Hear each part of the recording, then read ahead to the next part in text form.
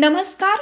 Yes news महाराष्ट्रामध्ये आपल्या सर्वांचे स्वागत. उल्हासनगर वाहतूक उपविभागातर्फे 80व्या स्वातंत्र्य दिनानिमित्त आमदार कुमार आयलानी यांच्या हस्ते पत्रकारांना हेल्मेट वाटप. 80व्या स्वातंत्र्य दिनानिमित्त आजच्या 15 ऑगस्टच्या दिवशी उल्हासनगर विधानसभा मतदारसंघाचे आमदार कुमार आयलानी यांच्या हस्ते परिसरातील पत्रकारांना हेल्मेट वाटप करण्यात आले. या गोड कार्यक्रमाचे आयोजन ठाणे पोलीस आयुक्तालय अंतर्गत उल्हासनगर वाहतूक उपविभागीय शाखेतर्फे करण्यात आले होते. यातून सुरक्षेचा संदेश देण्याचा प्रयत्न असल्याचे PI युवराज सरनोबत यांनी सांगितले. उल्हासनगर शहर वाहतूक शाखा उपविभाग हे सदैव सामाजिक जाणीवेतून काम करत असते.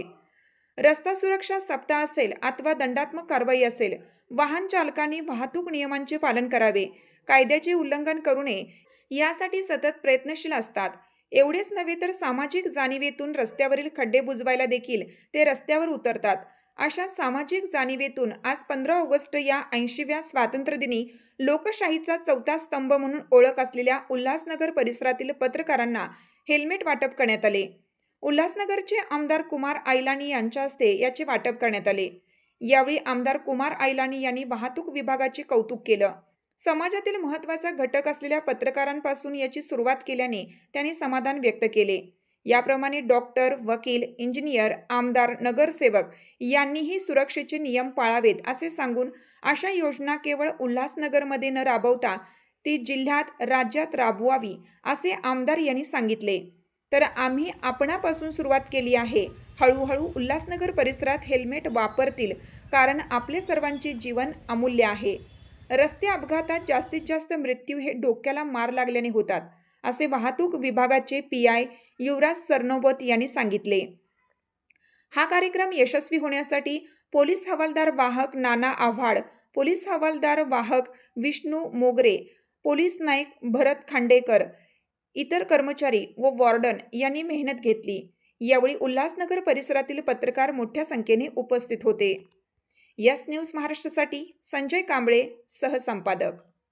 हमारे ट्रैफिक डिपार्टमेंट में उल्लासनगर में जो एक हमारे को सौगात दी है हमारे आदरणीय CP साहब ने, उनके मार्गदर्शन में पूरे एरिया में साहब जी सिर्फ उल्लासनगर में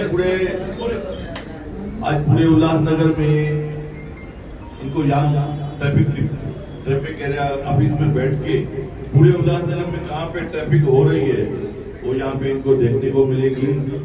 वैसे तो हम इनको फोन करते रहते हैं, साहब 17 सेक्शन पे ट्रैफिक जाम हो गई है, कांस्टेबल को भेजिए, शिवाजी चौक पे ट्रैफिक हो गई है, यहाँ फालो लेन पे, यहाँ मधुबन चौक, यहाँ शहर पे. अभी हमें भी तकलीफ नहीं होगी क्योंकि साहब को कंप्यूटराइज घर पे जिस तरीके से हम गूगल में से बम्बई जाते हैं, पूना जाते हैं या कहाँ पे भी कोई भी शहर में हाईवे पे ट्रैफिक जाम रहती है तो रेड एरिया बताती है कि यहाँ से यहाँ तक कितना टाइम लगेगा, और हम कोशिश करते हैं वो रोड टर्न करके दूसरे तरफ से जावे जो इजी दिखाते हैं गूगल.